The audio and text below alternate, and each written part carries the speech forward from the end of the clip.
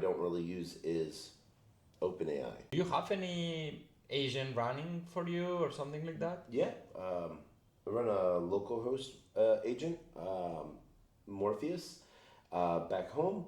I run a couple nodes and clients, but personally, right, I use Venice, Grok, Claude, Notion's AI, GitHub's AI.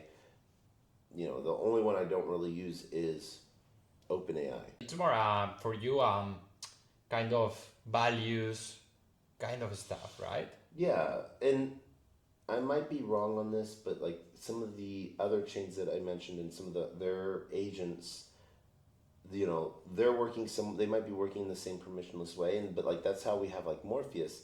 The inference that pays for it, the electricity, comes from yield generated from staking the token, participating. And so that is made to keep everything running. And so by staking a token, it basically is keeping the lights on. So there's some interesting plays there as well.